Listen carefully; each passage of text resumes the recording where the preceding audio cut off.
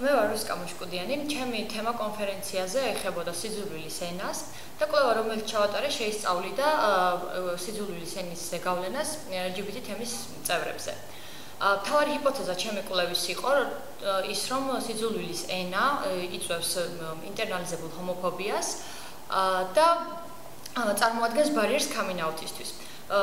კვლევისთვის ავარჩია 4 ადამიანი LGBT თემის წარმომადგენლები და ჩავატარე ბიოგრაფიულ ნარატიული ინტერვიუ. კვლევის შედეგები იყო შემდეგი, რომ coming out-ის ბარიერს ქმნის სიძულვილის ენა პირველ რიგში საკუთარ თავთან, ანუ ადამიანები, რომლებიც თავიდან აღმოაჩენენ საკუთარ თავთან, რომ არიან არატრადიციული ორიენტაციის წარმომადგენლები, მათ უჭირდათ იმის აღიარება და მიღება, ჰქონდათ სურვილი, რომ შეეცვალათ საკუთარი ორიენტაცია, გამომდინარე იქიდან, რომ მათ საზოგადოებაში მუდმივად ესმით ზიზღის ენა ჰომოსექსუალი ადამიანების მიმართ.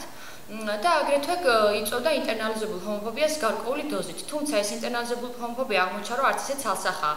გამომდინარე იქიდან, რომ ინტერნალიზებულ ჰომოფობია იწვევდა მხოლოდ საწყის ეტაპზე, როდესაც საკუთარ თავთან coming out-ი ჰქონდათ ახალი გაკეთებული, თუმცა შემდეგ უკვე ასაკთან ერთად და თემის წევრების გაცნობა განაპირობებდა ძირითადად იმას, რომ მათ შეძლეს გადაელახათ ინტერნალიზებული ჰომოფობია. თუმცა ყავთ მეგობრები, რომლებთაც აქვთ ეს ინტერნალიზებული ჰომოფობია, გამომდინარე სწორედ საზოგადოებაში ესე ძალიან გავრცელებული ზიზღის ენის გამო. და ყველა მათგანი ხო ერთ-ერთი ტენდენცია რაც გამოიკვეთა არის ის, რომ მიუხედავად იმისა, რომ აღნიშნავენ, რომ ეხლა უკვე რეზისტენტულები გახდნენ სიძულვილის ენის მიმართ, მაინც არიან იმის მომხრე, რომ მოხდეს სიძულვილის ენის კრიმინალიზება.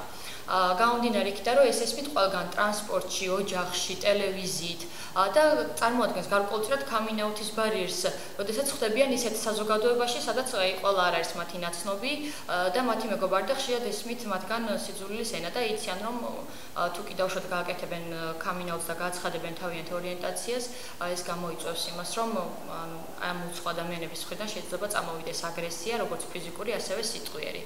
და გამომდინარე იქიდან, რომ უმეტესობა ქვეყნებში სიძულვილის ენა არ არის კრიმინალიზებული, იმ არგუმენტით, რომ ის არ შეიცავს მყისიერ საფრთხეს, სწორედ აქედან გამომდინარე გადავწყვიტე, რომ ჩემი კვლევა შეხებოდა იმას, რომ ის რომ მყისიერ საფრთხეს არ იწვევს სიძულვილის ენას, სულაც არ ნიშნავს, რომ მას რეალურად არ მოსდევს არანაირი საფრთხე და არ მოაქვს ზიანი LGBT თემის წარმომადგენლებისათვის.